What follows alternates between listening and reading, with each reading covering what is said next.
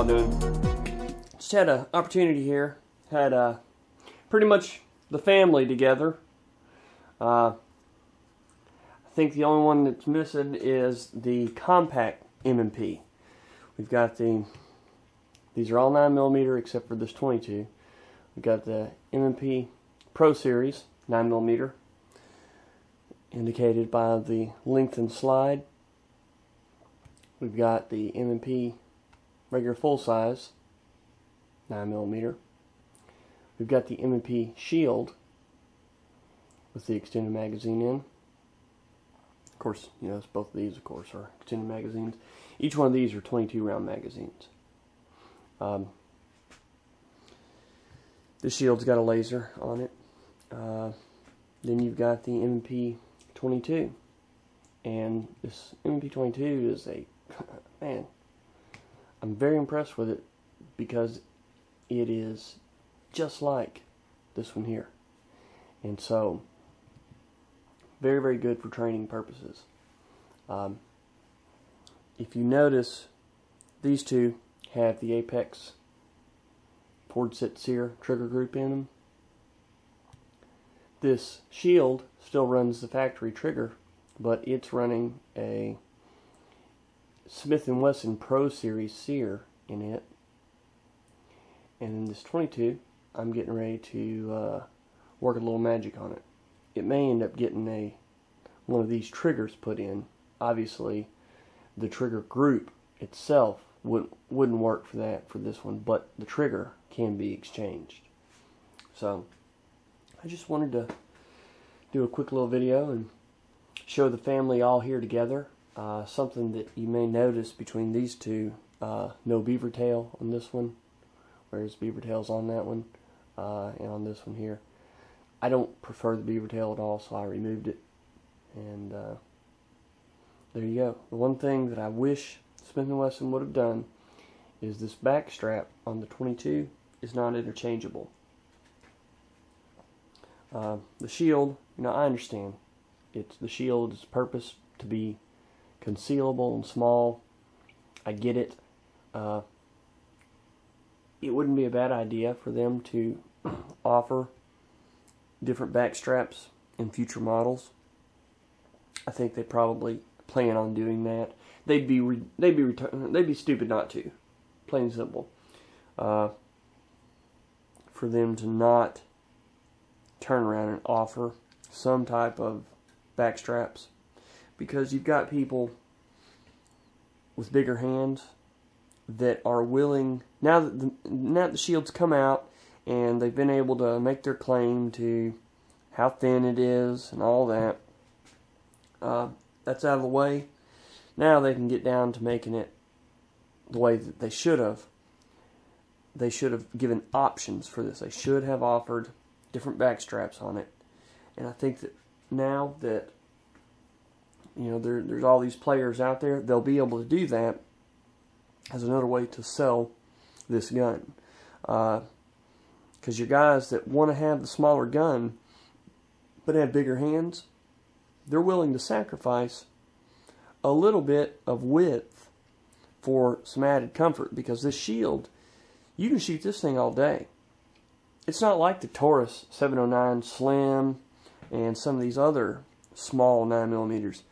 This gun, you can run it all day long and you don't feel like you had your arms run over by a dump truck. This 22 is just good fun. Really, really good for training. And you know, the Pro Series, it comes from the factory with the Pro Series, the Smith & Wesson Pro Series sear. Not impressed. The Pro Series sear, I ran one in my 9 for a little while. I was not at all impressed. It was installed by Smith & Wesson. Not impressed. But I put that same Pro Series sear into this Shield, and I am very impressed with it in here.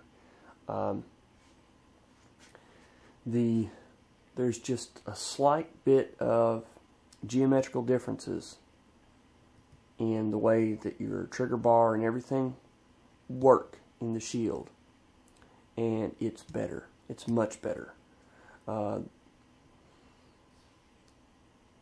The number one thing that Smith & Wesson could do to make the M&Ps have a good trigger from the factory, because anybody that is used to the M&Ps from the factory, they have terrible triggers. If I was going to leave the gun alone and never touch the trigger, I'd buy a Glock. But if, which we know what I've done, but if I was the type of person that was going to purchase that gun and knew that I wanted to do trigger work, hands down, I'd have the M&P, because the M&P can have a better trigger than the Glock ever can. And that's a bold statement, but it's the honest to God truth. The Glock, by design, cannot have as smooth and as nice of a trigger as what the M&P can. And it's all because of this right here, the Apex Tactical Forward Sit Sear System. Maybe Apex might be able to do something for Glock, but I doubt it. It's just the way that it's all set up. This lends itself to a better feel. This system, you can take someone that is a 1911 aficionado and is used to good 1911 triggers, and you let them shoot that gun, and the first time they pull that trigger, they're going to look at you, and they're going to be very surprised. And they're going to think in their mind, man, this is as good as this gun that I've got or shot, this 1911. I've had a number of people say that that trigger system on the M&P is as good as a worked 1911. I don't know that I agree. You don't get that linear travel. You're pivoting from up here, and that trigger has to pivot. Whereas with the 1911, you get a linear travel to the rear. So, just again back to geometry. You get a more natural pull. It feels more natural on a 1911. But this is the closest you're going to find in any polymer pistol to that type of feel and that type of trigger system. But anyways, back to that. The Pro Series Sear and the Shield is great. So we're going to try and make this match the feel of this one, this competition one. So this one can be used to practice less expensively. So anyway, a little bit of work there. Notice this one's been stippled, and that's kind of short and long of it. Just wanted to show a few options that were out there and take a look. Wish I had this brother, but he's out on a trip somewhere, I guess. Thanks for watching, guys.